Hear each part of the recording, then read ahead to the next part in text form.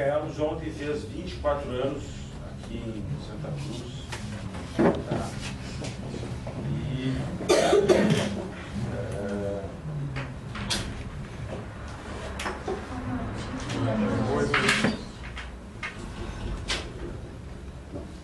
E é um centro holístico que existe em várias cidades do Rio Grande do Sul e fora do Rio Grande do Sul também, viu? São Paulo também. E acabou o grupo de Torres essa semana voltou. Espero que continue. Tá? Então, eu acredito que com a força, organizando o espaço em Torres, né? E a Micaelos, ela já existe há 26 anos e em setembro vai fazer 27, que foi criada lá em Candelária, a Micaelos, tá? Para quem não sabe. Não com esse nome. Não com esse nome, mas já era a origem de tudo. Tá? Eu e a Adri, eu fundei, mas eu ainda não conhecia a Adri. Não, até eu acho que te conhecia, sei lá. A gente fazia o curso junto, né? Sim. Curso de homeopatia lá em Porto Alegre. Então, ela é médica, quem não sabe, tá? Eu sou pediatra, tá? Um monte de gente aí, das cidades todas por aí, porque eu já trabalhei em muitas cidades. E a Micaelos é um centro que busca, é um centro holístico, ontem fez 24 anos aqui em Santa Cruz. E quando foi criado esse grupo, eu não imaginava que as coisas fossem ir para tão grande, e acho que vão ir muito maior ainda. Eu era professor do Centro Espírita lá em Candelária, que eu fui morar lá em 84, comecei a dar aula no centro de lá em 84, 85, eu acho, eu não lembro mais bastante tempo. Nem existia asfalto para Santa Cruz, nem para Santa Maria, naquela época. E eu me formei em Porto Alegre, fiz 2 anos de residência e me aventurei para ir para o interior, que naquela época já era complicado ser médico em Porto Alegre. E eu me lembro do meu irmão dizendo para mim assim: tu tem certeza que tu quer vir para esse lugar aqui? Tipo, o que eu vou fazer? Eu tenho que ir para algum lugar, não? E foi que as coisas todas se encaixaram de acordo com aquilo que a gente imaginava. E sempre foi dito que a missão, não vou dizer minha, mas minha, de todo mundo, na realidade, porque digamos que tudo são pessoas, tudo são grupos afins para criar esse centro que existe hoje aqui em Santa Cruz, em tantas cidades do Rio Grande do Sul, Venâncio, Porto Alegre, Viamão, Rio Pardo, Vale Verde, aí vai. Lajado, aí vai. Os maiores centros são Santa Cruz, que deve ter 70, 80 trabalhadores, né?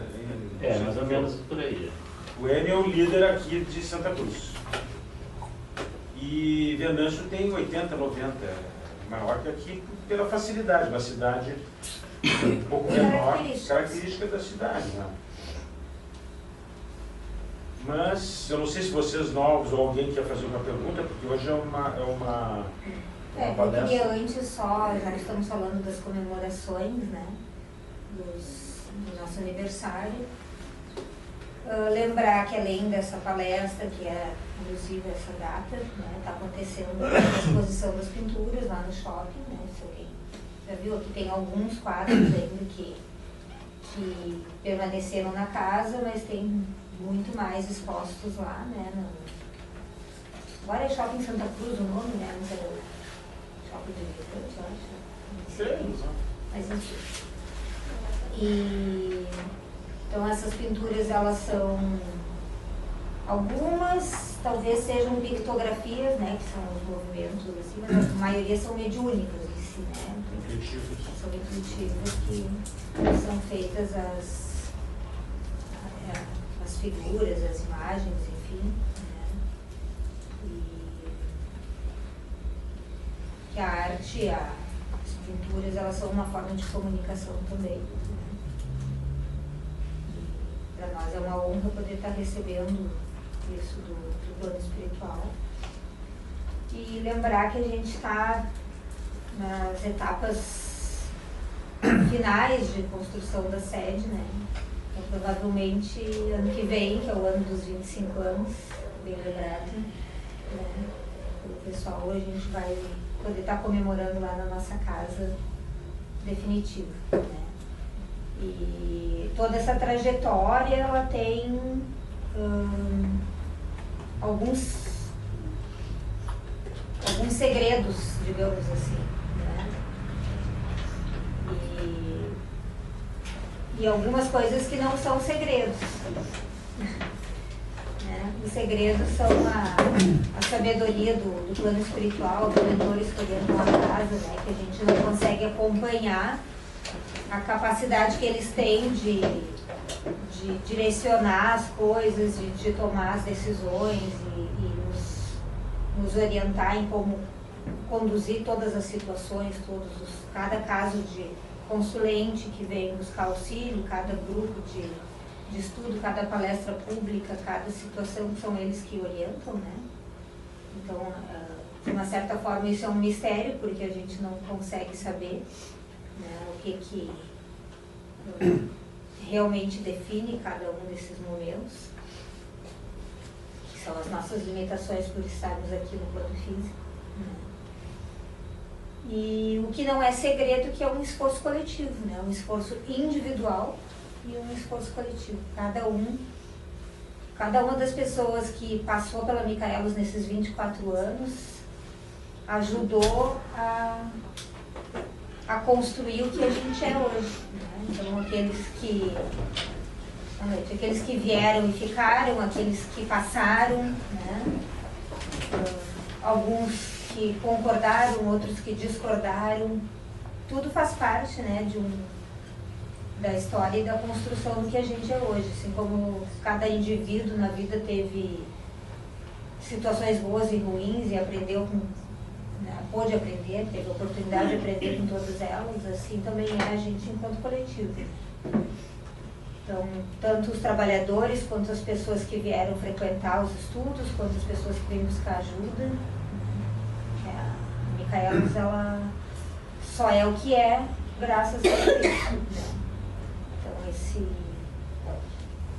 todo mundo sabe dos seus esforços, né, individuais, o que teve que superar, enfim. Às vezes, até para vir buscar um auxílio, a pessoa tem que superar muitas coisas, né? Em vários sentidos, em vários aspectos.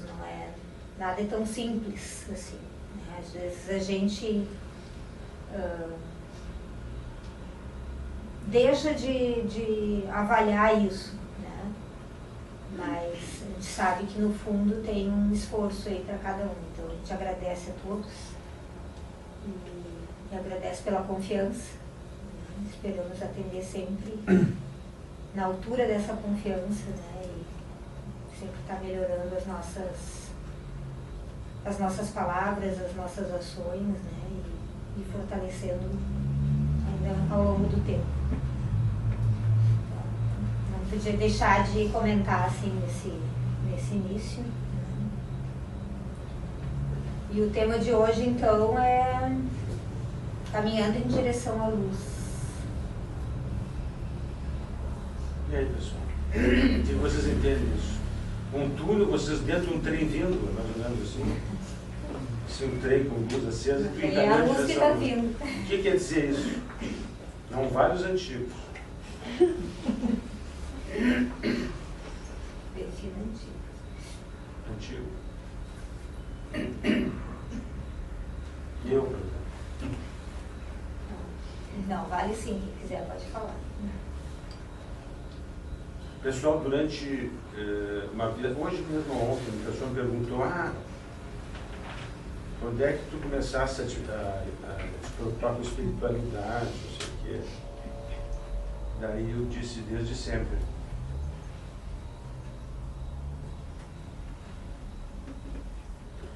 Aí vocês vão perguntar, quando eu era criança, você estava preocupado? Não, quando eu era criança, eu era criança. Quando eu era adolescente, eu era adolescente. Mas, o que vocês acham de uma pessoa com 16, 17 anos estudando Buda? É meio estranho, né? Eu estou falando porque eu analisei isso eu mesmo, de mim mesmo, analisando. E com 19 anos, 18, 19, eu acho, mais ou menos, que eu li o Livro dos Espíritos, pela primeira vez. Eu estou falando isso porque o que eu buscava? Uma das coisas que mais... Isso tudo tem a ver com o assunto que nós estamos falando hoje, tá? Não é uma história minha. O que eu buscava? Uma das coisas que eu buscava desde sempre, que eu não aceitava o fato de existir a morte, que tinha que ter uma explicação para tudo isso. Então a morte foi uma coisa que eu questionei muito, e eu buscava em várias coisas, porque onde eu convivi, que foi na igreja católica, eu não achava a resposta. Eu convivi muito com a igreja, porque eu fui criado pelo meu avô e minha avó em Porto Alegre, na Venâncio Soares, e eu morava atrás da igreja de Santa Teresinha. E os padres viviam lá em casa, porque meu avô e minha avó eram no salão lá da igreja. Então, eu não aceitava aquilo que era dito para mim.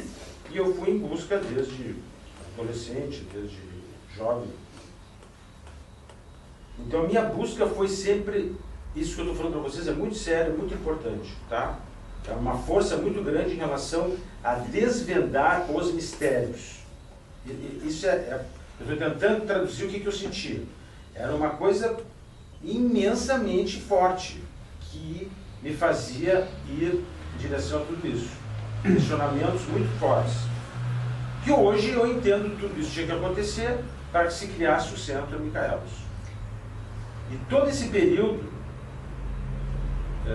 muitos anos eu convivi no Dias da Cruz, que é o centro espírita famoso de Porto Alegre, convivi em centros de Umbanda lá em Porto Alegre, presenciei muitas casas de batuque, que na época batuque, a religião africana pura, nada de coisa ruim, sempre coisa boa, e já conheci coisa ruim também, para conhecer.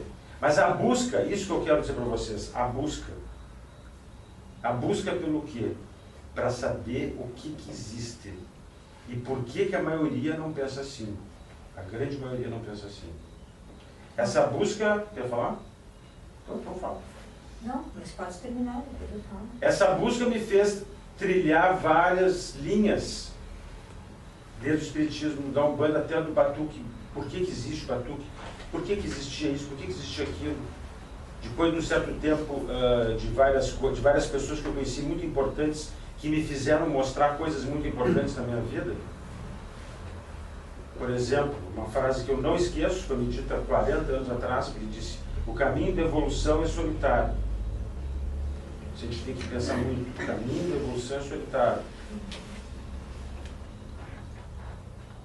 E encontros de pessoas que foram chaves para poder estar onde a gente está hoje. Guarda essa frase do caminho. Tá. E desmembrando o título, né? Caminhando em direção à luz, então o caminho nós vamos falar daqui a pouco. Uhum. Vamos fazer esse link. Mas o que é luz?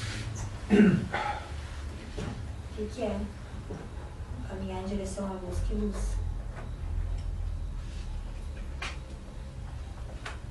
O que é a luz? A essência do todo. Bonito isso aí, cara. A verdade. É verdade. Eu esqueço, isso é muito bonito isso aí. Sério, né? A verdade, a essência do todo. Vamos ver em coisas práticas. Onde é que apaga isso aqui? Lá no outro lado. Do outro lado. Mas a luz dentro da gente, quer dizer, em direção à luz. Esquece, é muito E a complicado. outra? Ela até aqui na quarta. Por favor. Tá, legal. Aí, se não, Como é que nós estamos agora? sair da escuridão e vir para a luz. Isso é a luz? Luz é Não. energia. Qual é a diferença da luz e da escuridão? Ou da ausência da luz? Na luz a gente vê mais claramente. Ah, isso aí que tu disse é muito mais profundo do que tu pensa, eu não estou brincando. Tá? Depois nós vamos ver por quê. O que significa isso que tu está falando? Mas mesmo a gente estando na escuridão, estando num local escuro, se a gente tem a luz dentro da gente... Sim, mas eu usei um exemplo físico, né? Simbolizando o que nós estamos falando, que obviamente não é desta luz, né? Eu acho que tem a ver com propósito. Mas se a gente está num ambiente sem luz, vindo aqui para o plano físico, né? Sem a iluminação, a gente caminha. Boa noite. Tem lugar, se quiser. A gente caminha sem enxergar também os obstáculos, a rota, né? As belezas, certo? Dá para caminhar no escuro aqui no plano físico? Dá, né? Ah, mas é tortuoso. Mas exigem daí desenvolver outras, né? Por exemplo, as pessoas que são cegas, né? Que têm deficiência visual, elas precisam atiçar outros sentidos, outras habilidades para dar conta, né? Do que a falta da visão traz. Então, a luz que a gente quer buscar, né? Claro, saindo daí do plano físico, saindo desse exemplo, né? Desse paralelo, é justamente uma luz uma forma, né? Que nos permita captar tudo isso que vocês falaram, né? A essência do todo, a verdade, né? Um propósito, com mais clareza. Clareza no sentido da gente ter o discernimento.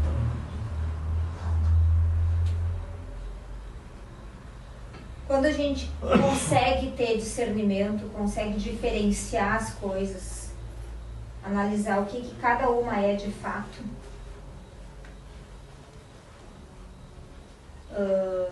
dar a dimensão de cada coisa, colocar cada coisa no seu devido lugar.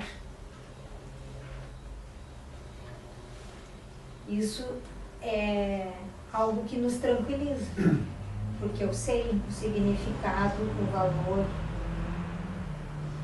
o lugar, a classificação, o nome, sei lá, né, de cada coisa. Daí vocês vão dizer assim, ah, mas a Adriana está viajando agora, né? Uma coisa não tem nada a ver, uma coisa não tem nada a ver com a outra. Mas se a gente procurar sempre pegar essas situações e trazer para a vida real, para a vida prática, né? Porque os exemplos, as histórias, elas são interessantes. A gente pode tirar, né, lições, enfim. Mas é sempre bom a gente trazer para a nossa realidade. Quando a gente tem um problema, tem uma situação que tu tem que resolver.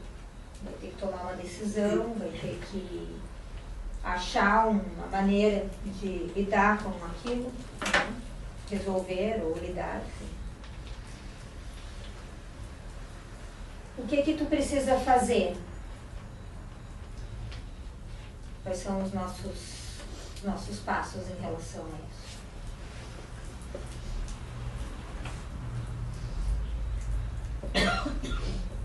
Sentar, analisar, olhar com clareza. Ver quais são as opções e escolher um caminho para seguir. Então, a gente precisa identificar o problema. Né?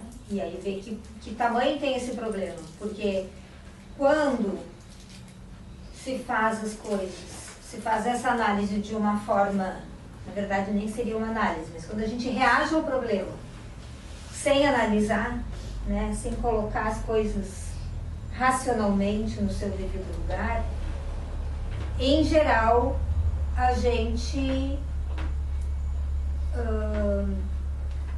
dá um tamanho muito maior ao problema, uma complexidade muito maior a ele do que na maioria das vezes ele tem.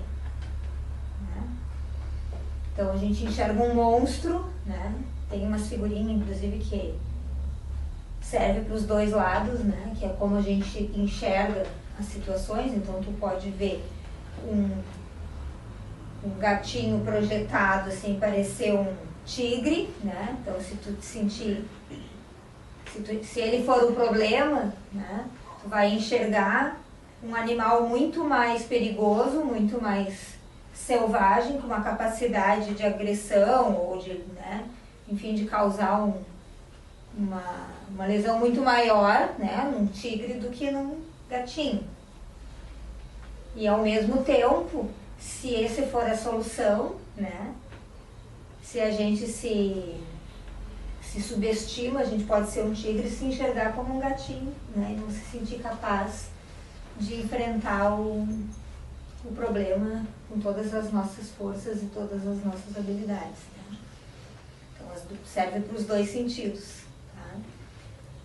E as emoções, ela é que fazem isso, né? Que fazem essa projeção, né? Essa ilusão entre a realidade, o que é realmente, e o que a gente sente que é. Então, quando a gente senta, né, senta entre aspas, e analisa como realmente é, vai lá e mede para ver se é um tigre ou se é um gatinho, né, se a gente se concentra naquilo,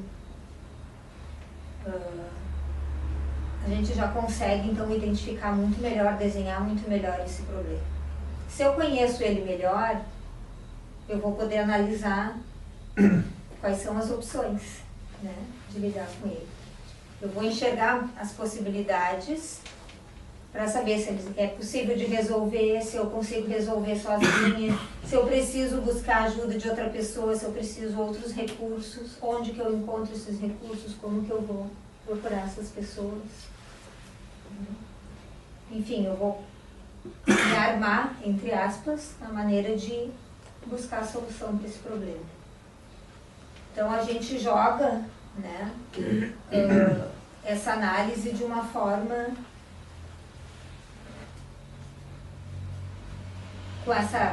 com esse discernimento, com essa capacidade de separar as coisas, né? Às vezes nem é um problema. Não é um problema de fato.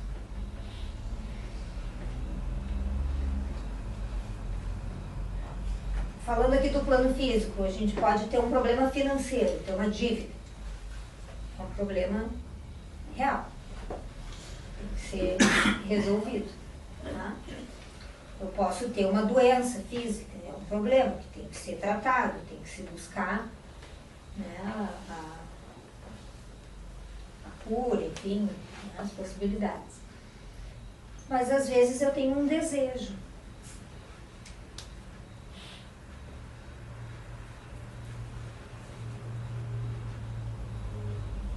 Que pode me trazer muito sofrimento. Um desejo é um problema?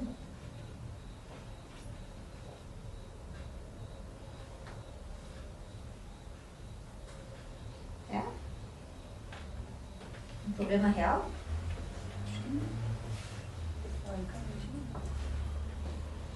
Mas incomoda? Quando a gente não consegue alcançar e a frustração, daí se torna um problema. Mas é um problema? Não. Causa um sofrimento. É um sofrimento. Mas muitas vezes o sofrimento É um estímulo. não tem uma base, né? Quando a gente consegue identificar isso, não muda a perspectiva sobre a coisa? Sim. Mais ou menos assim, trabalhar todo dia. Né?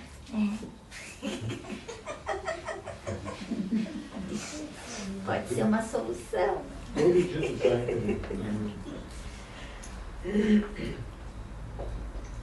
Não sei se vocês entenderam o que eu falei sobre o desejo. Não é que a gente não possa desejar nada, tá? É importante, né? A gente ter coisas que a gente está buscando, enfim. Mas se isso for algo que nos impulsiona, sem perder os escrúpulos, né? Nos impulsiona mantendo a direção, né? O direcionamento correto, legal. Agora, se é algo que nos causa dor, sofrimento, dá para rever, não dá? Porque a gente vive num mundo em que, às vezes, os desejos nem são nossos.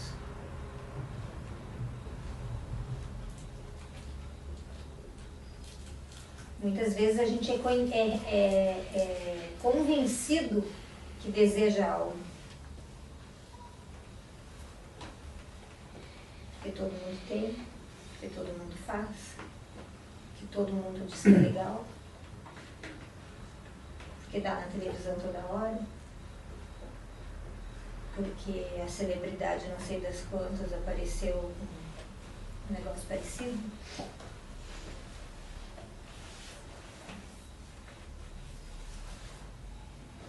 Ou porque é o modelo da sociedade, todo mundo, toda a sociedade tem os seus padrões, né? Então, aqueles comportamentos previsíveis para as mulheres, os comportamentos previsíveis para os homens, os comportamentos previsíveis para os avós,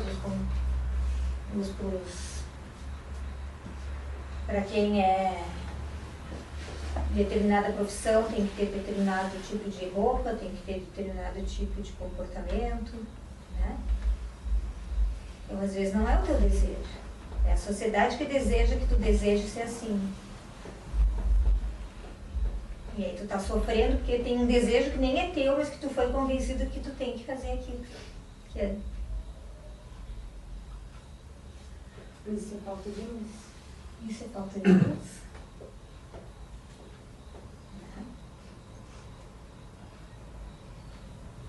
Então é essa luz que a gente busca. Não, eu estou falando de problemas, mas é óbvio que é muito mais amplo do que isso, né? Mas quando a gente sabe quais são as coisas realmente importantes, qual é a essência do todo, qual é o propósito da vida, qual é a verdade, né? A gente sabe por onde ir.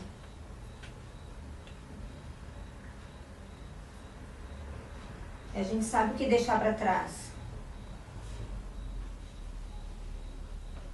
Né?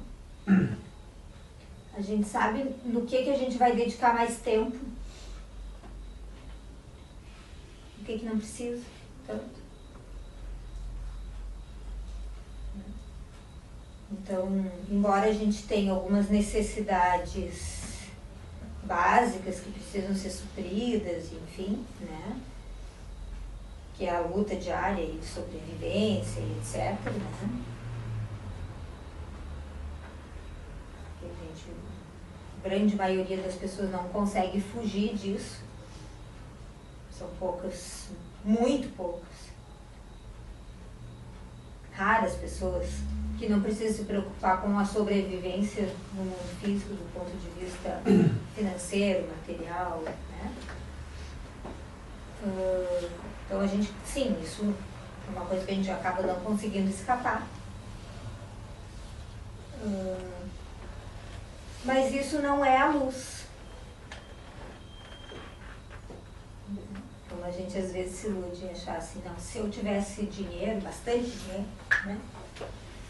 Aí estaria tudo bem. Estaria?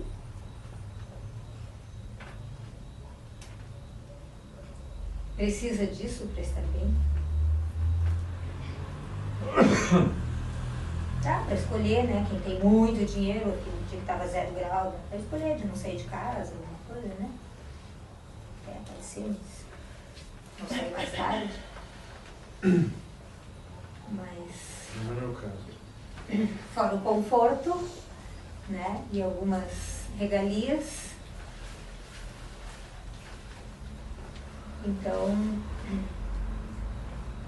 mesmo assim, a gente pode ter uma perspectiva que seja sensata. Uma vez eu estava numa atividade de trabalho e a gente estava ouvindo alguns depoimentos de trabalhadores em relação se a atividade que ele fazia valia a pena, se compensava, se era legal, enfim, né? E aí um trabalhador veio à frente assim, do grupo e começou a fazer o relato da sua vida, né? Defendendo a atividade dele, o trabalho dele. Ah, sim, porque graças a isso eu consegui aumentar minha casa, construir a casa, aumentei a casa, maior. Tá? Graças a isso eu comprei um carro, graças a isso eu comprei uma televisão, não sei o que, né? E aí foi colocando. Aí ele mesmo, né? Falando, não tinha perguntas, ele estava fazendo um relato espontâneo. Assim. Aí lá pelas tantas ele parou e disse assim, pois é, mas eu tenho que trabalhar para pagar a casa, para pagar o carro, para pagar a televisão, eu não consigo sair com o carro, não consigo assistir televisão, né? E não consigo usar a minha casa, assim, receber os amigos ou curtir, eu estou sempre trabalhando. Eu acho que eu tenho que parar e pensar em fazer alguma coisa diferente, né? E foi uma reflexão assim na hora, né? Caiu a ficha, um insight que deu naquele momento que ele estava fazendo, né? Ele foi com a intenção de dizer, ó, viu como vale a pena, como eu fui bem sucedido, né? Mas aí ele se deu conta que ser bem sucedido materialmente nem sempre é ser bem sucedido na vida, né? Então, não estou dizendo que não se deva ter as coisas, tá? Ou buscar, né, essas coisas. Mas que se pense no que se está fazendo, que caminho a gente está trilhando. Se esse é o caminho que a gente realmente quer, que a gente realmente precisa, se qual é o tamanho disso, né? Até onde a gente vai.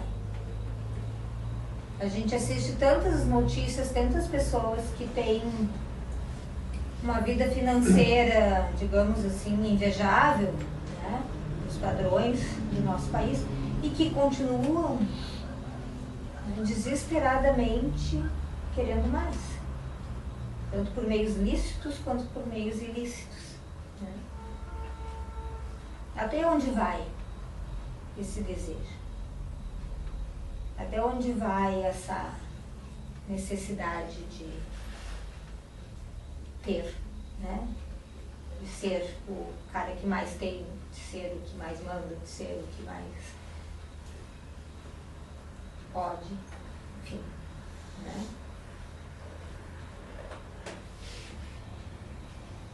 Que caminho é esse, né? Que a gente está percorrendo? Como chegar nessa capacidade de discernimento? O que a gente precisa fazer? Quer voltar para o teu caminho solitário? Solitário eu estou aqui, quero. Esse nesse caminho solitário. Seria tão bom se o mundo não tivesse dinheiro e cada um fizesse a sua parte. Se não precisasse de todo esse dinheiro girando. Será que precisa? Não precisa, mas infelizmente pelo mundo e pelas pessoas, pela ignorância, acaba tendo. Está assim, né? Que às vezes começa com uma questão de sobrevivência. Aí vem a ambição.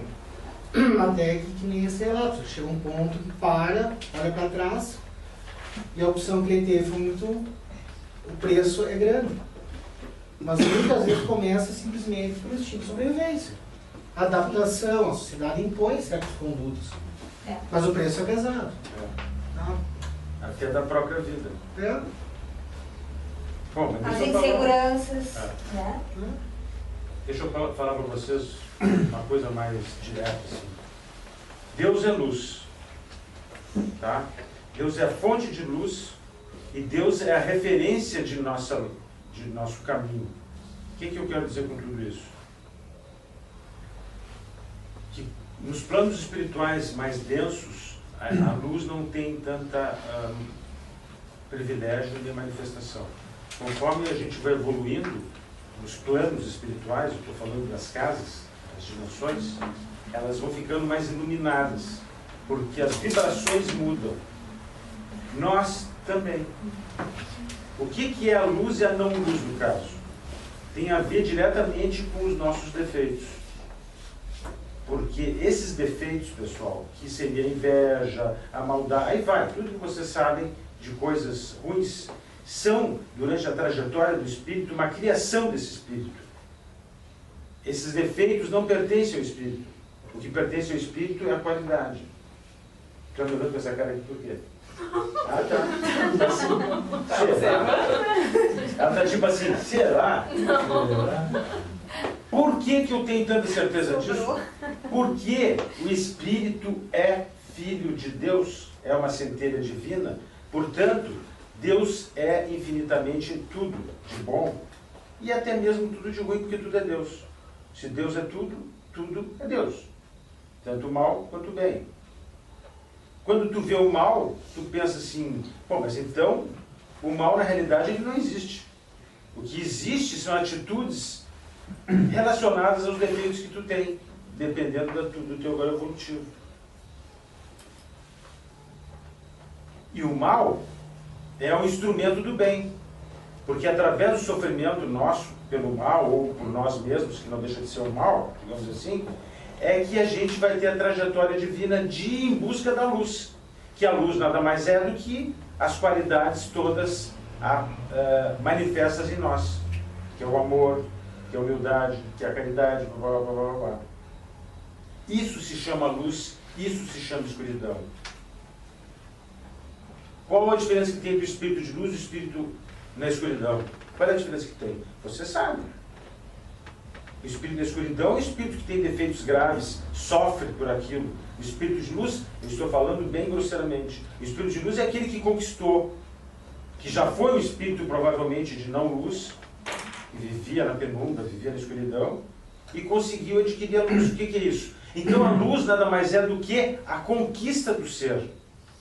A conquista do ser de si próprio, não a conquista de alguma coisa fora, a conquista de alguma coisa dentro.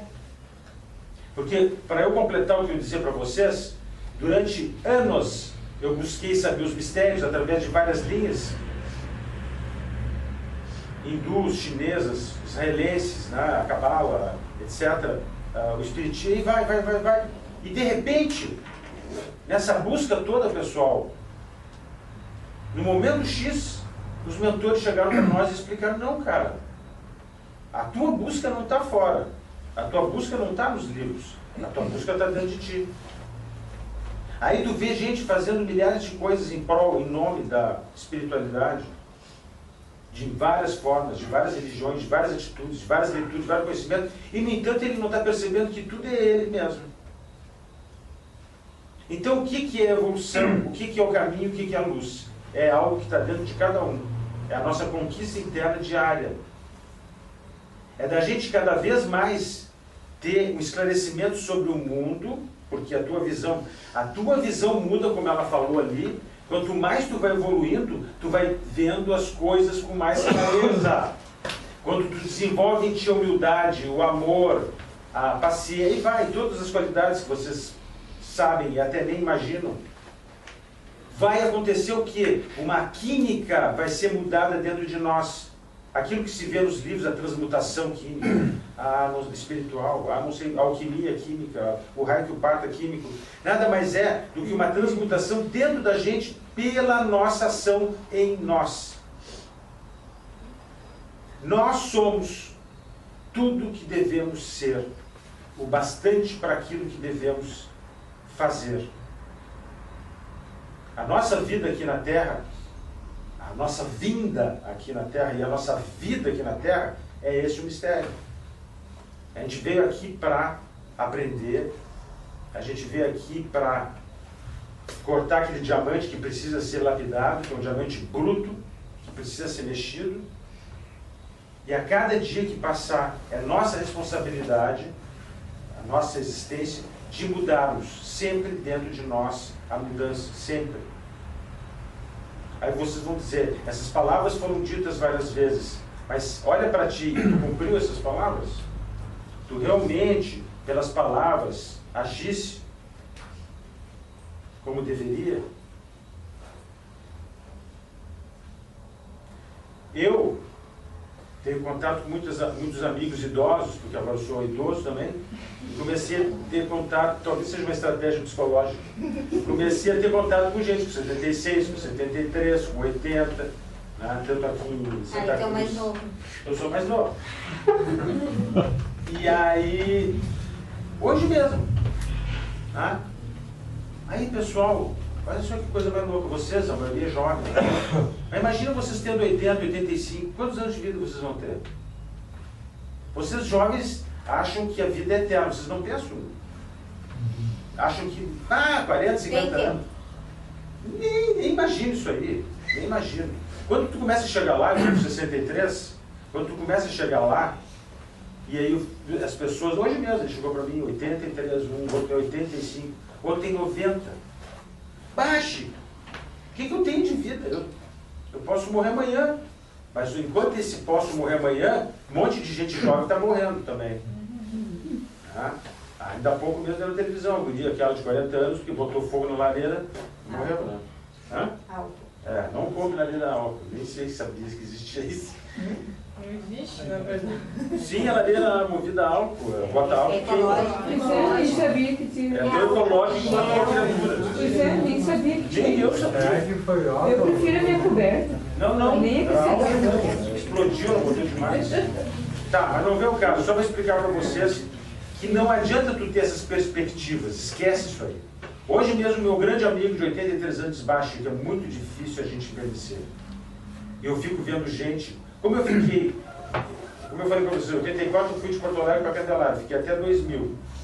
Agora faz 8 meses, 1 ano, sei lá, que eu voltei a atender em Candelária. Então, quando eu voltei, gente que eu nem... 20 anos sem ver as criaturas, pessoal. Imagina as caras, então passa na rua, meu Deus, eu conheço aquele cara ali. Eu fico olhando, meu Deus, é aquele cara. Entende? O cara jovem, né? Tá ali, e muitos assim, sabe? Fique dependendo de como levaram a sua vida. Como meu pai sempre dizia, tudo que tu fizer quando for jovem, vai pagar depois de velho. Tu tá rindo, né, meu filho? É verdade. E o que não fizer, não vê. É verdade.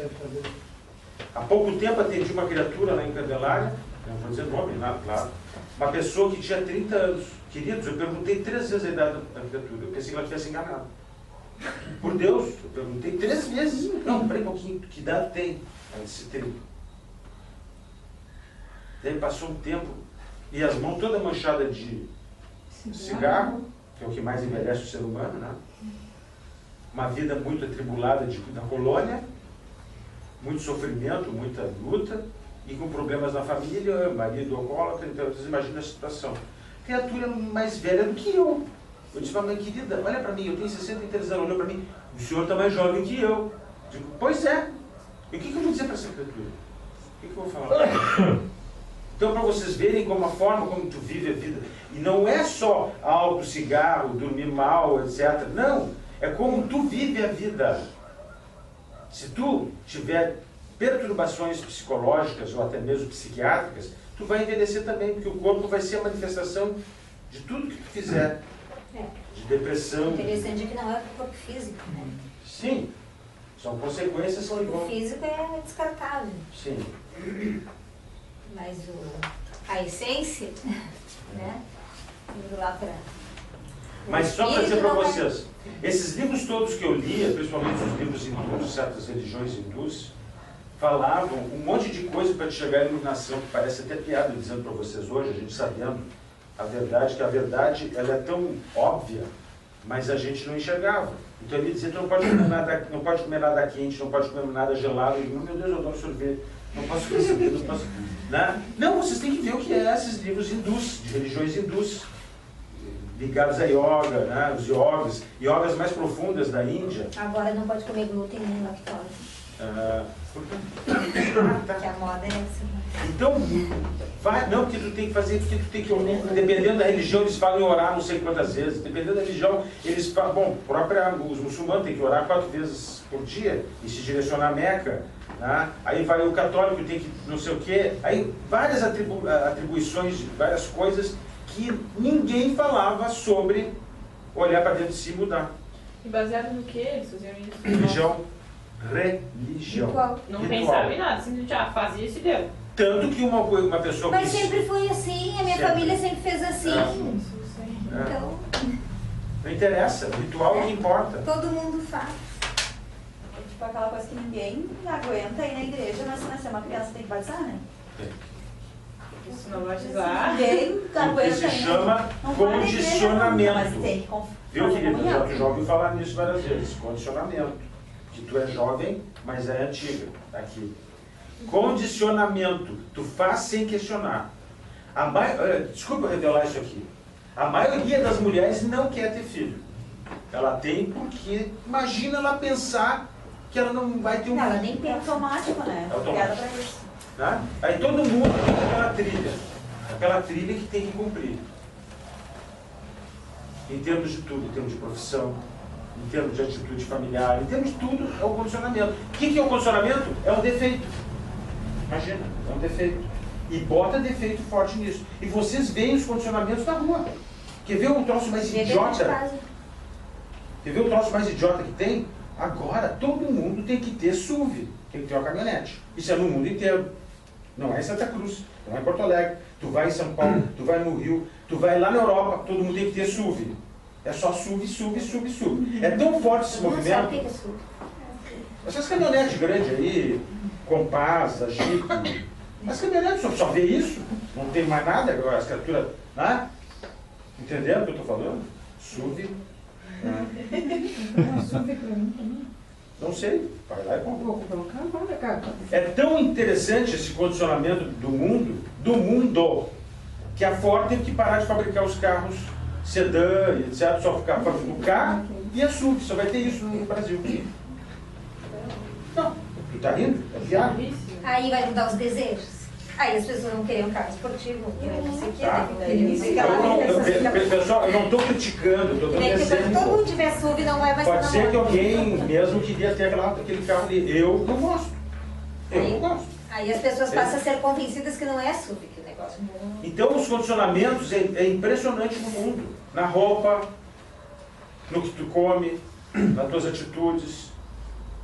Então aí eu vou falar qual é a frase que eu vou falar. Não. Luísa, qual é a frase? Ué. Viva na terra, Não seja feito da terra. Eu sou como todo mundo está bem internado. Tá? Tu pode viver aqui, pode comprar a tua SUV, não tem problema, tu gostou da SUV, tu quer comprar, mas tu ter consciência de que tu está fazendo aquilo porque tu quer. O desejo é Tu teu. quer ter, sim, e não dos outros, e não da que a sociedade coloca em cima de ti, não te impõe. Tá? E isso, pessoal, faz com que a massa, vida de gado, como é que é? Povo marcado. Povo marcado, povo feliz. Essas músicas estão mostrando ali A realidade. a realidade do mundo. Nós estamos vivendo hoje. Hoje, meu querido, sempre, É. sempre, do que a maior força de condicionamento que foi Hitler, entendeu? Mas enfim. Estou falando exemplo de um. É. Daí vai.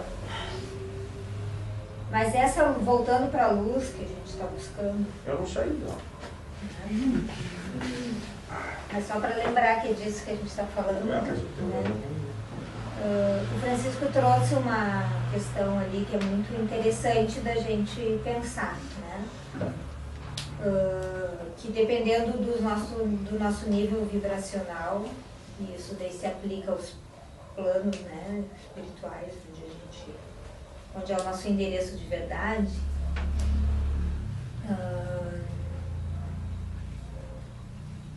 que dependendo então dessa vibração que nós nós temos, a luz se manifesta mais ou menos, né?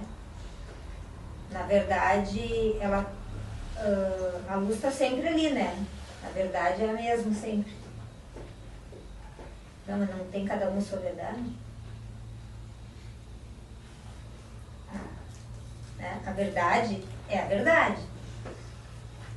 Não é a verdade de cada um.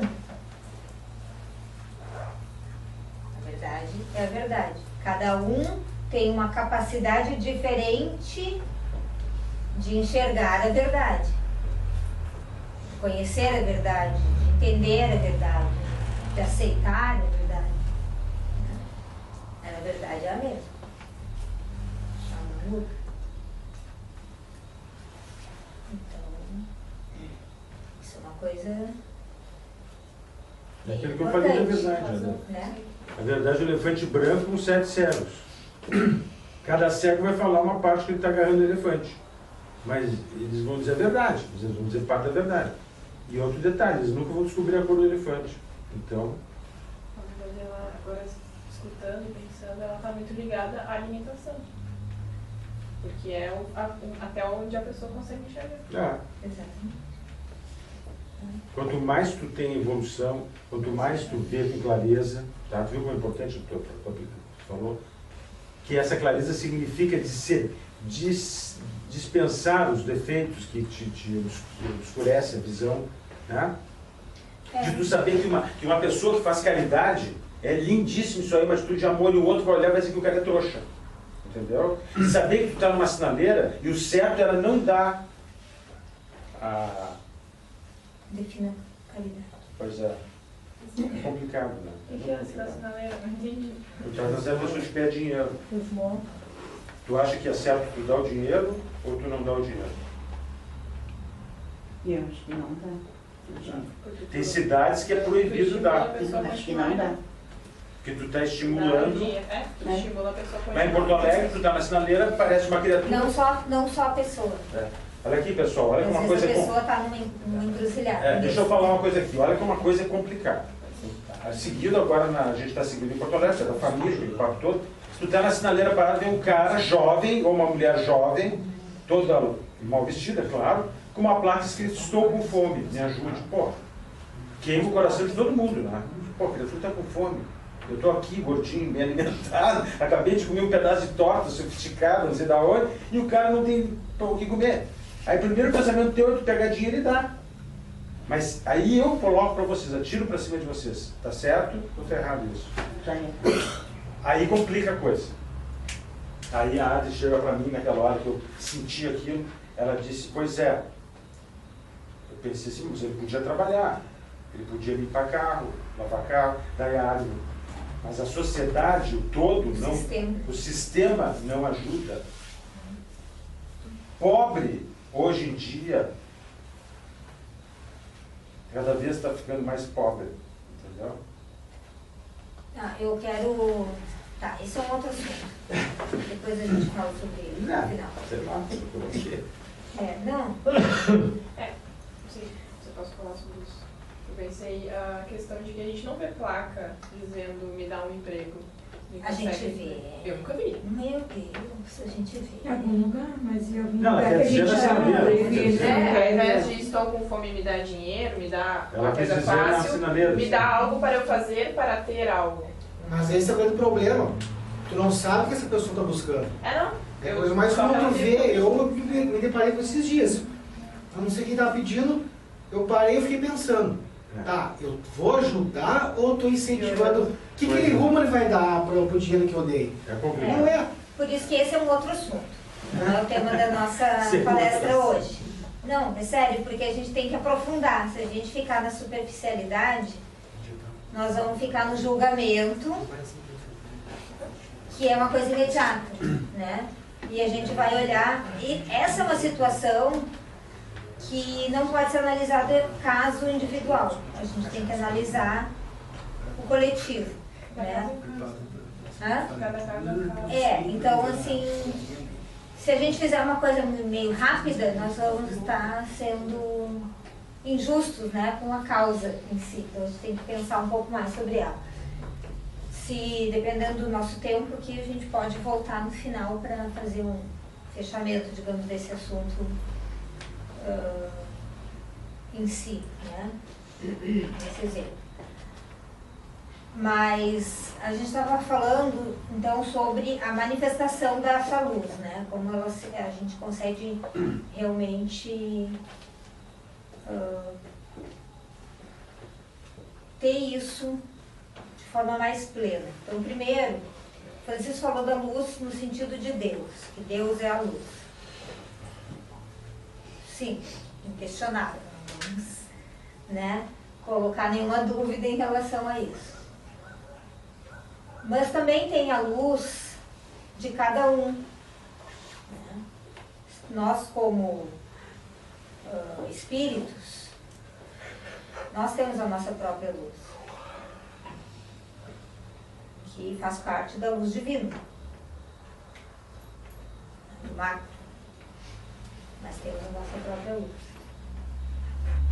E nem sempre essa nossa luz consegue as brechinhas para aparecer. Né? Então essa luz seria a luz interior, né? Esses nossos níveis vibracionais, esse nosso padrão vibracional, ele está diretamente relacionado com os nossos defeitos, com as nossas qualidades, né? Quanto mais qualidades, menos defeitos. Quanto menos defeitos, mais a nossa luz interior se expande e se manifesta. Quanto mais defeitos, mais a gente bloqueia essa luz. É como se tivesse,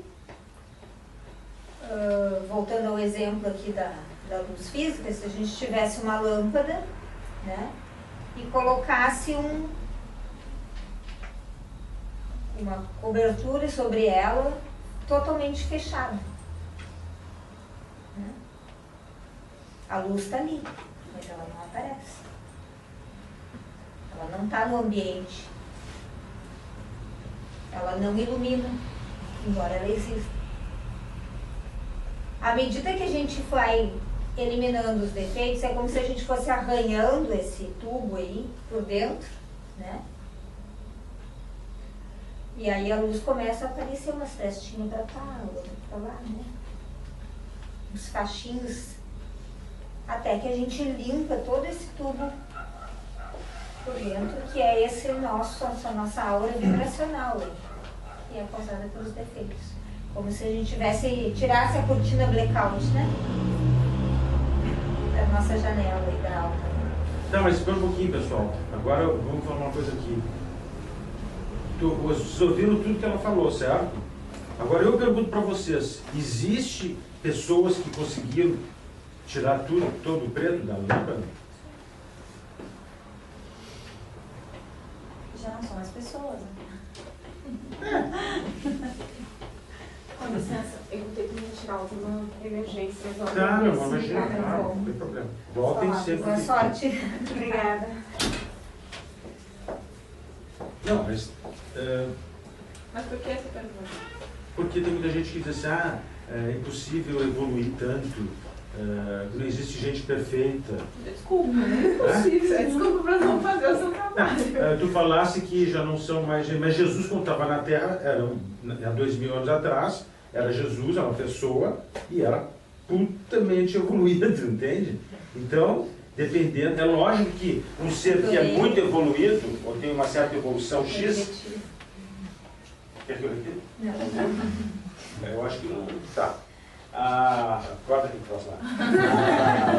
Caiu fora. Você é muito evoluído. Ele estava no plano físico, era uma pessoa e era muito evoluído. Bom, mas não era, agora esqueci. Existem várias pessoas que vêm à Terra. Que aqueles que são de uma certa evolução para diante, ele não vem mais aqui para exatamente evoluir, mas para fazer os outros evoluírem.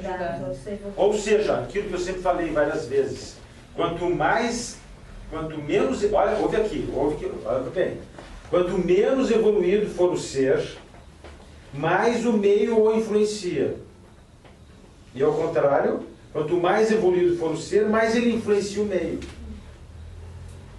Então, quando a gente fala desses condicionamentos, é porque o meio está lhe influenciando, porque ele não tem ainda a capacidade de discernir as coisas.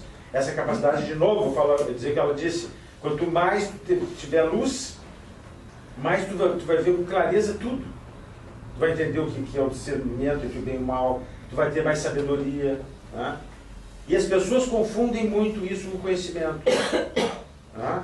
Acham que, inclusive as pessoas em geral, pessoas que... a mãe da área tem mania de dizer, mas ele tem diploma. Mas queridos, podem pegar uma criatura com 10 faculdades, com doutorado, com pós-doutorado, com mestrado, raio que o parta, ele não prestar. Não tem nada a ver o conhecimento. Deveria ter. Deveria o conhecimento ser uma arma para te evoluir, mas não é. Na verdade, esse monte de diploma aí, ele não traz a evolução, não faz a pessoa ter mais caráter, moral, enfim, isso são outros atributos, mas faz com que cada ação que esse ser tome tenha peso muito maior do que se ele não tivesse os diplomas. Ou seja, esse mundo valoriza ou seja, o general faz isso, é muito mais culpado que o soldado. Não é pelo dinheiro, é porque ele teve acesso ao conhecimento. Ele se torna muito mais responsável. Ele tem muito mais elementos para tomar suas decisões, ele tem muito mais condições para fazer. Instrumento, como eu acabei de dizer. Teve acesso a muito mais informação. O general fez isso e a gravidade do defeito dele é essa. O soldado fez isso e a gravidade do defeito é esse. Porque o soldado, só para dar exemplo, tem menos capacidade de que você sabe.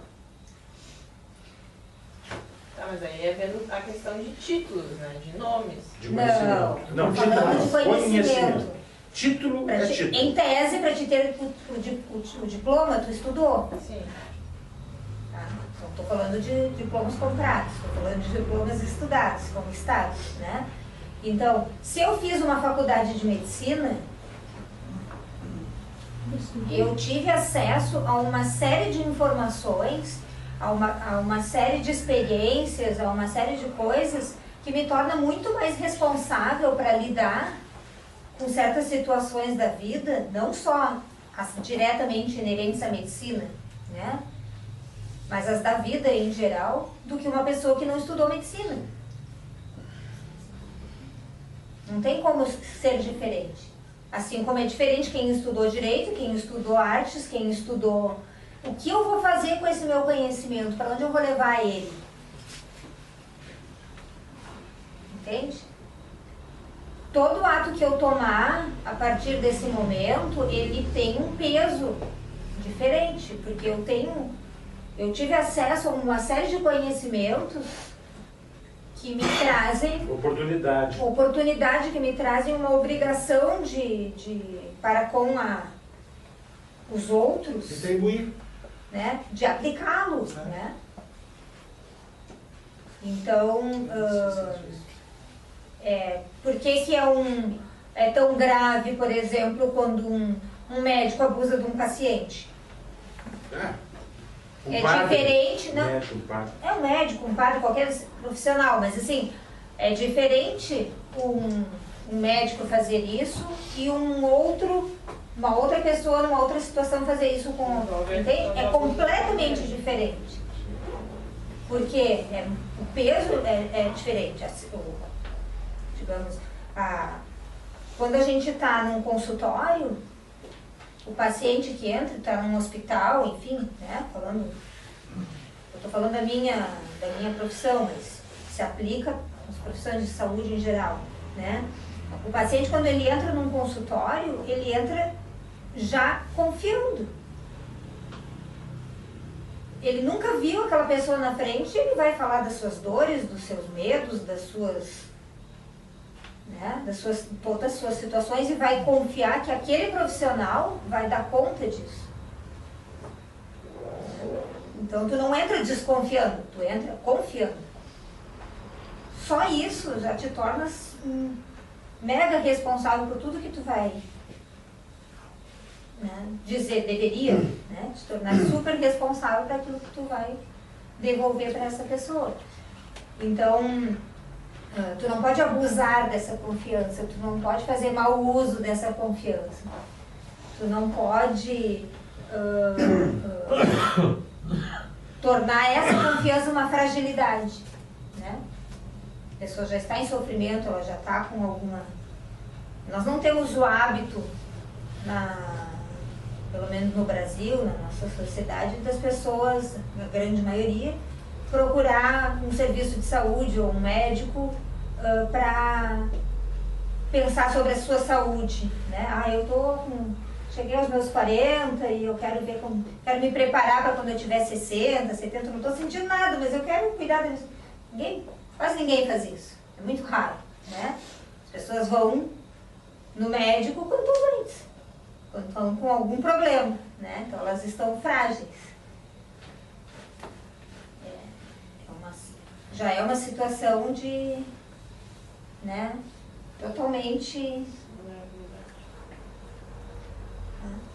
E isso se aplica às outras áreas, todas as outras áreas do conhecimento, né? Guardando as suas características, e se aplica a todas as suas áreas do conhecimento. Eu vou conversar com o cara que vai construir a minha casa, eu confio que ele é um engenheiro, que ele é um arquiteto, que ele vai fazer direito. Eu não vou pensar que ele vai me enganar, que ele vai dizer que é um tijolo e vai botar outro, que não sei o que. Eu tenho que, né, a princípio eu vou confiar. Se ele diz, não, isso aqui, essa parede assim vai dar certo, eu vou acreditar que vai dar certo, ele estudou para isso, né? E assim por diante. Alguma pergunta até aqui, pessoal? Tudo muito quieto. Nenhuma pergunta.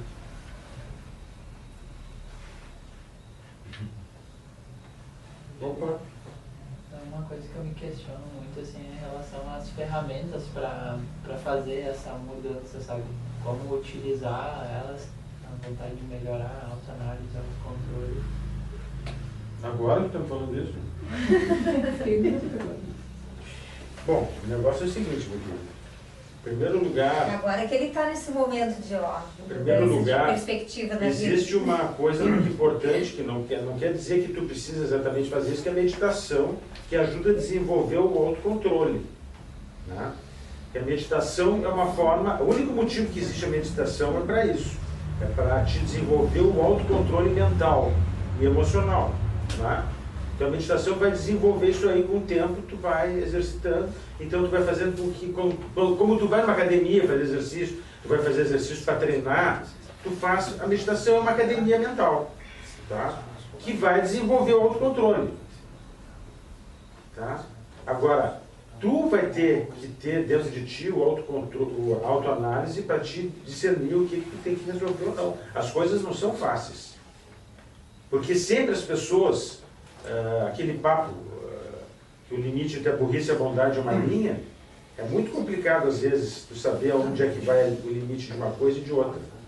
Tu precisa... Mas sendo mais prático, qual é a tua dificuldade de... Dificuldade, eu não sei se é a palavra melhor, mas enfim, a tua curiosidade ou a tua necessidade de saber como aplicar a vontade de melhorar, por exemplo. Todo mundo sabe o que é vontade de melhorar, né? Sabe? A vontade de melhorar é a vontade de melhorar. É isso. É claro. É, mais ou menos.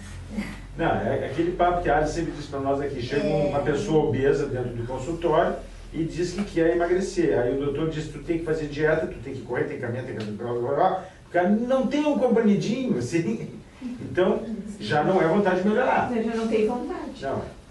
Era eu que eu comprometi para a vontade de melhorar tomar do Tem vontade de ser magra, mas não vontade de melhorar. Não vontade de emagrecer, né? É que nem umas pessoas que eu conheço, que são da minha família e da Adri, que querem dinheiro, mas não querem trabalhar, entendeu? Aí eles olham quem tem possibilidade, mas não veem aquilo que tu fez para chegar lá. Aí ficam com inveja de ti, entendeu? Tá, mas então... Ninguém vai ver esse filme, não. Após esse exemplo... Só se eles melhorarem bastante. depois dessa elucidação breve,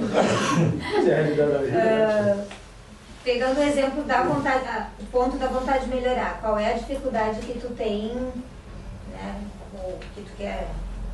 Onde é que tu quer chegar com isso aí? Explica. Tá quantos anos tu tá aqui mesmo? Não, para, ele tá fazendo uma pergunta que eu tô pensando. Eu acho que... Deixa ele falar. Fala, cara.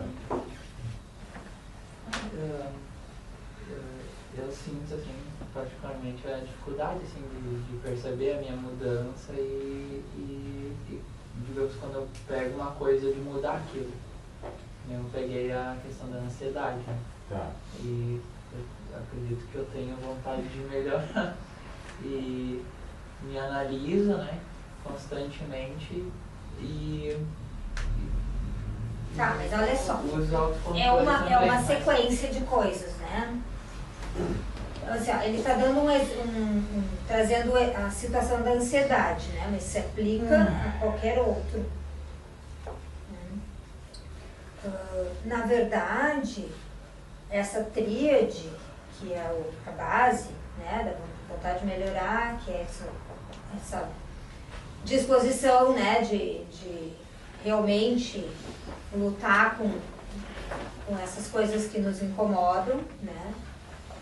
A autoanálise significa a gente mesmo analisar o que está acontecendo com toda a sinceridade que é necessária, né?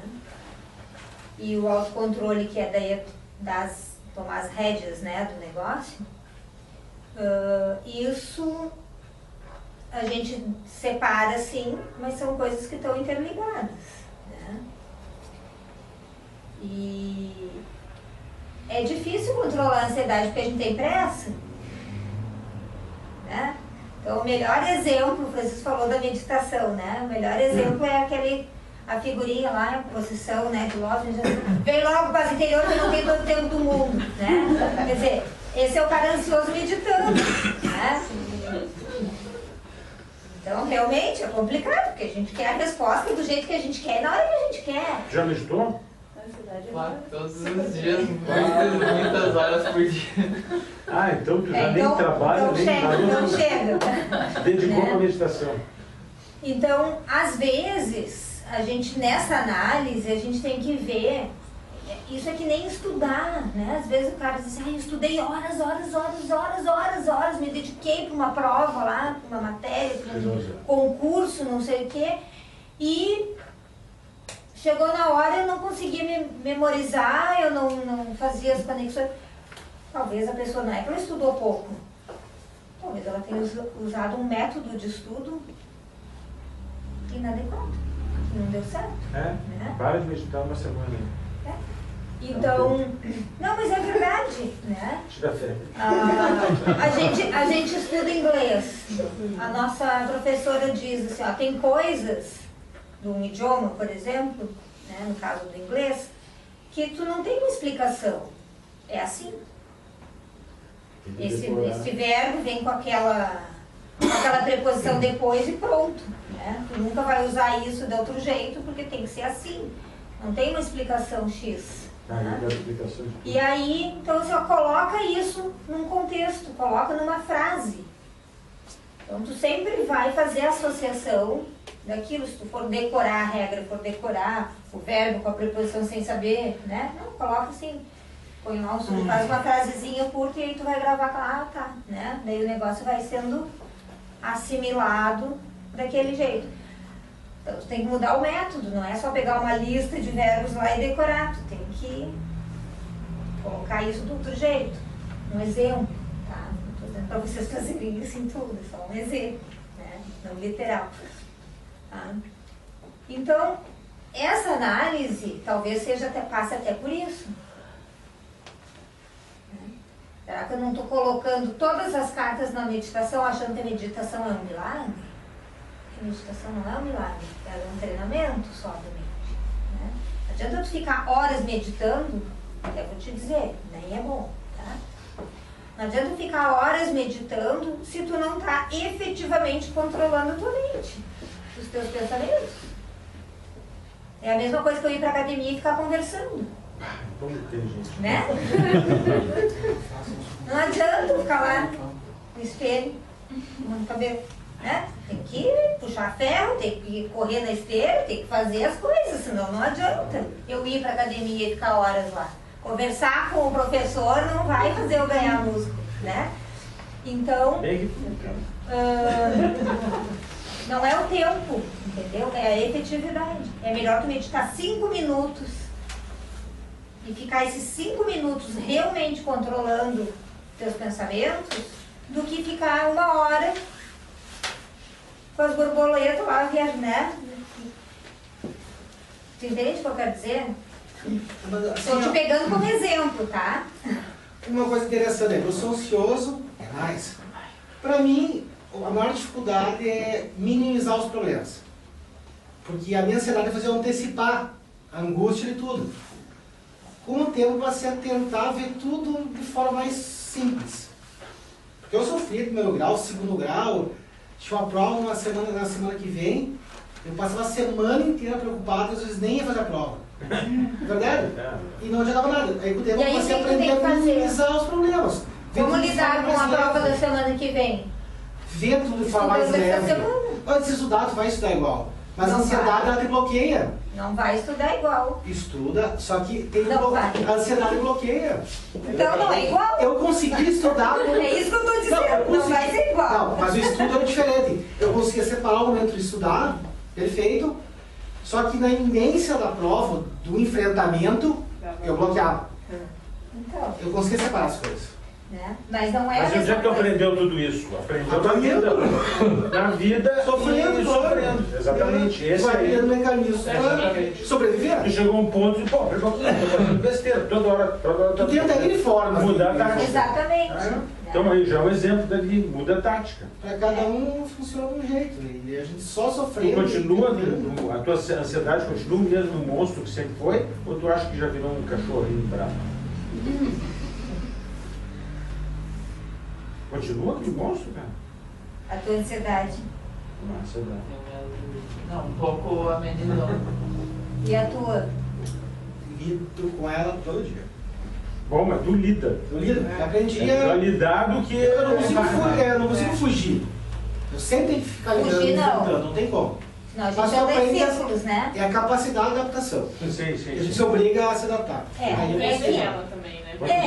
Tu tá naquela situação de ansiedade, tu dá uma freada, assim. Não. Eu tento aproveitar um pouco, assim, ó. A ansiedade, ela pode trazer sofrimento, mas ela, em contrapartida, ela te antecipa as coisas. Você faz uma leitura mais rápida. Aí, às vezes, tu tem que se acostumar a ter uma capacidade de improviso. Não, a ansiedade, ela sempre é ruim.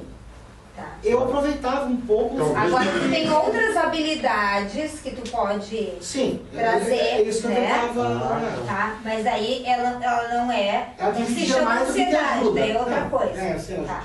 Não interessa, tu descobriu. Né? Pela necessidade, tu descobriu.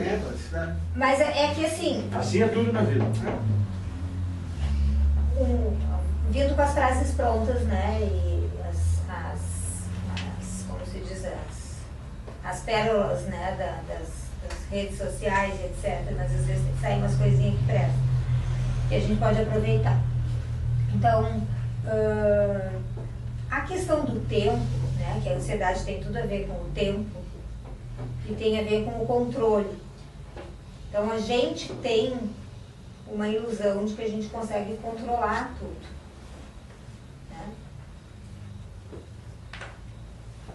E a gente mal consegue se controlar.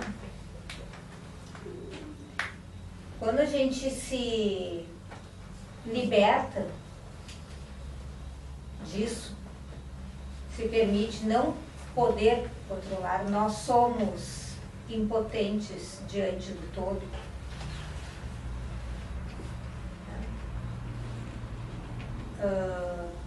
Eu sempre dou o exemplo assim, ó, estica os braços. Consegue alcançar a parede? Lá no fundo. Estica bem. Não, eu tenho um limite. Não adianta eu querer ultrapassar isso, né? Esperar de mim aquilo. Eu consigo controlar como vai ser a prova da semana que vem Eu consigo controlar como vai ser a reação do outro em relação a algo que eu tenho que fazer. Eu não consigo controlar nem como o outro vai entender o que eu estou dizendo, por mais que a gente fale a mesma língua. Que a interpretação dele pode ser completamente diferente do que eu estou querendo verbalizar. Né? Só a gente reconhecer isso já tira um pouquinho. Né? Não sou eu que tenho que controlar o que está fora de mim. Eu só tenho a obrigação e a condição, né, de controlar o que está dentro de mim. Só isso. E já é um monte de coisa para fazer. Né? Mas é só isso. E aí a gente se atreve a controlar fora, né, e esquece de olhar aqui, mas enfim. Tá? A outra coisa é o tempo. A gente não controla o tempo. Um exemplo que eu sempre dou e que é terrível, mas é verdadeiro, tu tá assim no teu pior momento da vida, acabado, em lágrimas, em prantos, e tu olha pela janela, tá acontecendo tudo exatamente igual. O ônibus vai passar no mesmo horário. Aquela pessoa que todo dia passa na calçada para ir trabalhar vai continuar passando. Não sei que dia de férias, claro. Né? Tudo vai acontecer igual. Não vai parar nada porque tu tá sofrendo. Não para. Vocês já perceberam isso? O relógio bate no mesmo ritmo. Isso me irrita. Vai disparar o Então, se a gente acha que consegue controlar alguma coisa. Podia ficar umas 2 horas parado às 5 da manhã. Agora não. Então, o ansioso ele tem que lidar com isso. Primeira coisa é se conscientizar que ele não tem controle das coisas e não tem controle do tempo. E que a melhor maneira da gente se preparar para as coisas e para o tempo é a gente não antecipar o sofrimento, mas ser racional. Então, se eu tenho algo para fazer, eu vou me preparar para esse algo. É isso? Seja um trabalho, seja uma prova, seja uma decisão. Eu vou ter que conversar com fulano numa situação complicada. Vou... Em vez de ficar imaginando o que ele vai pensar ou reagir, eu vou me concentrar em mim. O que fez eu tomar essa decisão? Quais foram as minhas bases? Quais são os meus sentimentos, as minhas percepções, né? As minhas necessidades, as minhas justificativas. As que servem para mim tem que servir para ele. Senão eu vou estar mentindo para nós dois. Né? Se eu não puder dizer para ele, claro, tudo tem suas formas, né? Mas, e como que eu vou colocar isso? Eu vou pensar de uma forma como eu gostaria de ouvir. Se alguém tivesse que dizer algo para mim, como eu gostaria que ela dissesse? E eu vou preparar a mim para isso. E aí eu vou saber, pode ser que ele reaja mal, pode ser que ele reaja bem, pode ser que ele fique paralisado, né, com a situação. E eu me preparo para essas possibilidades. Mas esse que é um dos problemas é pensar tudo no espaço curto e tempo. Coisa que não, ali que gera o sofrimento. Pra mim é sempre assim, eu ia enfrentar uma situação, claro, isso já vem de forma involuntária, tu não quer ser ansioso. Não, é óbvio. Mas eu começo a enfrentar diversas coisas que de repente nem vão acontecer. E ele está te punindo antecipadamente. Isso que é uma dificuldade que no meu caso eu tinha. Tem que falar com o tal. Mas é que tu tá lidando só com a emoção, eu tô falando pra te lidar com a razão. Pois é. Retomar a razão que é uma coisa que pode começar. Mas como retomar se tu nem começou? Como? Entendeu? Tu nem entrou na razão, tu só entrou na emoção. Tu não vai retomar. Tu tem que pegar a razão pelo menos, entendeu? Sim. É isso, esse é o mecanismo. Mas aí que tá. Foi por isso que eu digo, é a parte mais difícil, tu conseguir se centrar e pensar de forma racional. É isso que nós lutamos para as pessoas fazerem no filme na vida. Só que tu tá lá na rua, esse qual é o nome? Desculpe. Fábio. Fábio. O Fábio é o maior exemplo que a gente sempre fala. Ele não está aqui na Micaelos há anos, ele está na vida e ele tomou atitude. Por quê? Porque a vida ensina. Porque a vida ensina. Então, às vezes as pessoas... Na marra. Eu tenho que estar na Micaelos. Não, você está na Micaelos, está na vida, mas senão não teria sentido. Então, até hoje as pessoas evoluem como...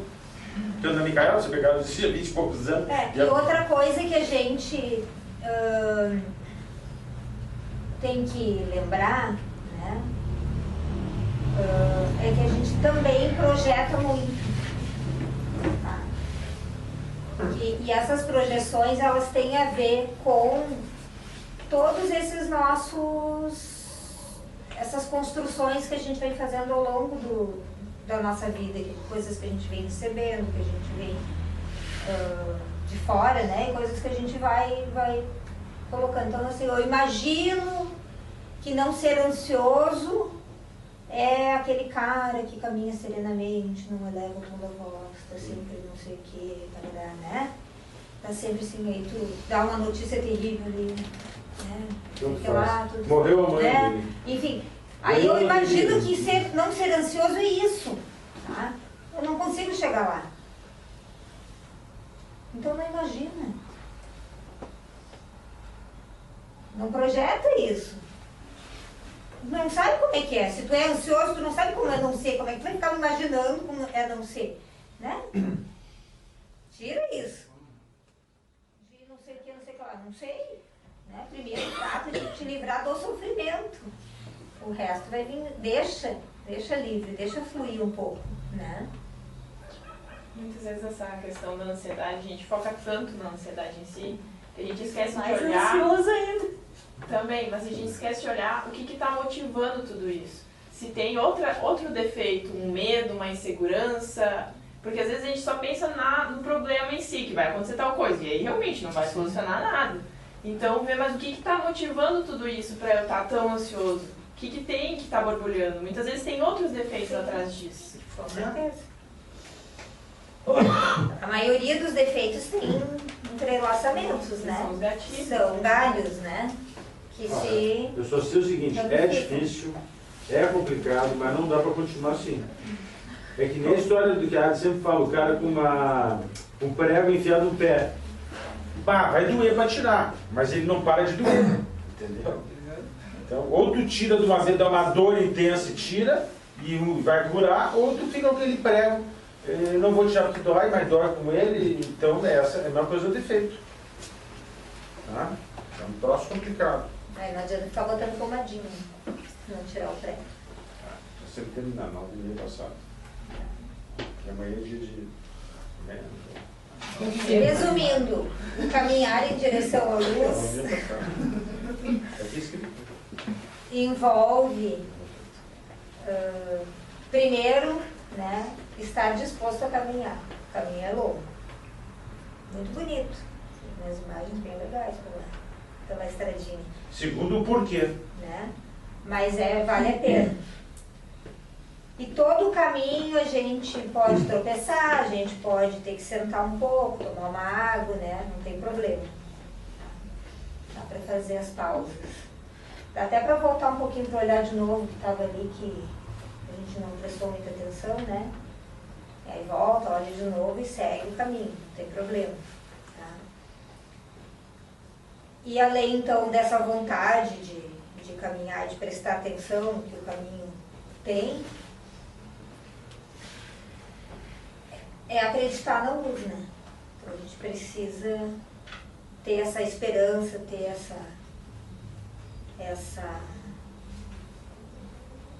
pode chamar de fé, pode chamar do jeito que quiser, né? Mas de que sim, existe uma luz. E não é um trem vindo no sentido contrário. Tá, mas só para falar com vocês assim, ó. Isso que o Fábio fez foi o exemplo que ele fez porque ele viu que a coisa que ele estava sofrendo com aquilo. Então, houve esse mecanismo aí que fez ele reagir. Que é a gota d'água. Aí muita gente chega pra mim, pra área, eu não como carne há mais de 30 anos, a área também há quase 30. 24. Não come carne nenhuma, daí uma pessoa chega pra mim lá, seguido eu ouço a pessoa falando, como eu queria também ser assim. Primeiro ela não queria coisa nenhuma, entendeu? Eu não sei porque ela disse aquilo, talvez seja dor na consciência. Né? Tá agradável. Então, sei lá porque já vai. Então eu digo pra ela, meu anjo, tudo na vida, para te querer fazer alguma coisa, tu tem que saber por que tu vai fazer aquilo. Porque senão não tem sentido. Tá? Ou vocês acham que eu vou na academia, me esborracho, só me ralo naquela droga lá? Né? E se vocês me perguntarem, tu gosta? Por favor. Só essa criatura é a minha pessoa que diz que gosta de lá ficar se perguntando. Eu digo, olha minha filha, olha aí, é louca, tia. Né? Pra que tu tem que levantar não sei quantos quilos? Né? Pra quê? Mas eu não quero, entende? Mas eu tenho... Então não faz pra te ver. Tá aí a explicação, porque infelizmente eu sou médico, então eu aprendi que existe isso aqui, então eu aprendi que eu tenho que fazer, porque vocês já sabem. Tá? Então, esta é o ruim da coisa. Aí tu vai lá e tem que fazer. É que olha só, pegando o exemplo da academia, claro, o exemplo do que tu estava trazendo, né? Que vocês estavam trazendo. Quando a gente está com bom condicionamento físico, tu não vai fazer academia para ter o resultado hoje.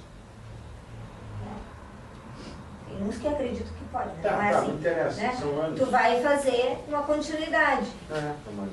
E aí, a hora que tu precisa abrir uma gaveta, tu abre a gaveta. A hora que tu precisa te abaixar, tu te abaixa. Eu posso pedir a hora que tu também. precisa subir Uma gaveta que eu não faço academia. Uma lomba, tu sobe. Né? Você chega num lugar que tem uma escada, tu sobe a escada. E tu chega lá e tu não tá morto, né? Tu tá... Não. Bem, então, é para essas coisas que tu mantém um condicionamento físico. Não, para muito. Pra vida, não, mas estou dando um exemplo, né? É para a vida do dia a dia. Esse exercício, né, de controle da gente melhorar e acabar com os nossos defeitos é para isso. Não é que na hora que tu vai pensar na tua ansiedade, tu vai fazer autoanálise e tu vai controlar ela na hora. Tu tem que fazer isso planejamento antes. Na hora que dá aquela situação que antes te dava muita ansiedade, já vai começar a não dar. Né? Mas isso eu dou um exemplo. É assim. O que o Fábio fez, ele tem que fazer com tudo na vida dele, na realidade. Sim. Hoje ele está aqui. Usando exemplo. Hoje ele está aqui e está ouvindo isso. Tá? Não, Fábio, tu não é só ansiedade que tu tem que resolver todo o que tu tem que resolver. É a vida dele, a história dele. Então é por isso que aqui na Micaelos tu aprende isso. O porquê que tu tem que fazer isso. E não fique ansioso para deixar de ser ansioso. Eu nasci com 7 meses e pouco. Eu caminhei por 4 meses. 7 meses.